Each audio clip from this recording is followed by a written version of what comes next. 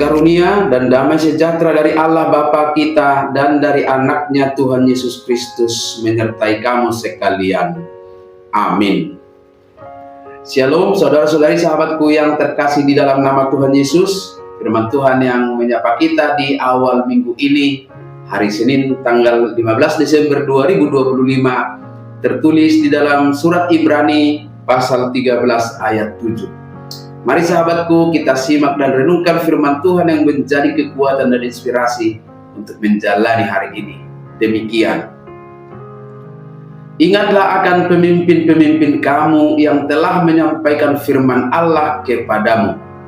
Perhatikanlah akhir hidup mereka dan contohlah iman mereka. Ingat hamu ma akan namanguluhon hamu napabuahon hatani debata tuhamu. Ujung ni pardalanan nasida maberek kamu jalatiru hamu ma haorseon nasida. Demikian firman Tuhan. Saudara-saudari sahabat renungan harian yang dikasihi Tuhan Allah, belajar meneladani figur-figur pemimpin yang berhasil dalam masa kepemimpinan atau masa pelayanannya menjadi salah satu cara yang dapat memotivasi kita untuk berhasil dalam menjalani tugas pelayanan. Ini berlaku secara umum, tetapi lebih spesifik lagi dalam konteks surat Ibrani ini, meneladani pemimpin-pemimpin dan pelayan gereja menjadi satu motivasi penting dalam menjalani kehidupan yang sering menghadapi tantangan iman.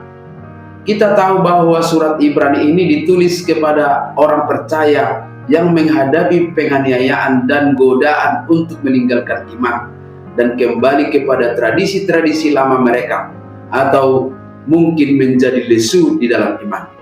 Maka nas hari ini memberikan kita dua perintah yang harus kita lakukan terhadap para pemimpin rohani, baik mereka masih hidup maupun yang sudah mendahului kita. Yang pertama adalah mengingat atau menghargai pelayanan mereka. Ingatlah akan pemimpin-pemimpin kamu yang telah menyampaikan firman Allah kepadamu. Siapakah mereka? Ayat ini secara khusus merujuk pada mereka yang telah menyampaikan firman Allah kepada kita. Mereka adalah para pelayan-pelayan gereja atau juga bahkan orang tua yang secara konsisten mengajarkan kebenaran firman Tuhan kepada kita. Kita harus mengingat bukan hanya nama mereka, tetapi pekerjaan yang telah mereka lakukan, yaitu membawa dan memberitakan firman Tuhan kepada kita. Firman Tuhan yang mereka beritakan menjadi objek yang membuat kita harus mengingat dan menghargai mereka. Jikalau mereka sudah meninggal, maka mengingat mereka adalah pengakuan atas warisan iman mereka. Dan jika mereka masih hidup, maka kita wajib menghormati dan mendukung pelayanan mereka. Jadi sahabatku semua, jangan pernah melupakan asal-usul pertumbuhan imanmu. Selalu hargai saluran berkat firman Tuhan yang datang melalui orang-orang itu. Yang kedua, memperhatikan dan meniru atau meneladani cara hidup dan iman mereka. Cara hidup seorang pemimpin adalah khotbah yang paling kuat, dan itu dapat kita lihat dari ketekunan mereka di tengah pencobaan, kesetiaan mereka dalam perkara-perkara kecil, cara mereka memperlakukan keluarga dan sesama, gaya hidup mereka apakah konsisten dengan firman yang mereka ajarkan. Dan dengan memperhatikan hal-hal itu, kita dapat meneladani bahwa cara hidup mereka merupakan buah dari iman mereka kepada Tuhan Allah.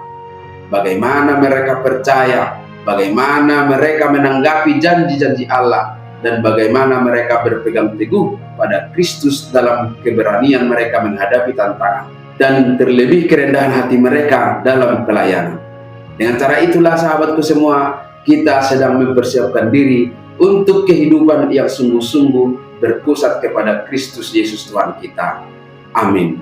Selamat beraktivitas, Tuhan memberkati.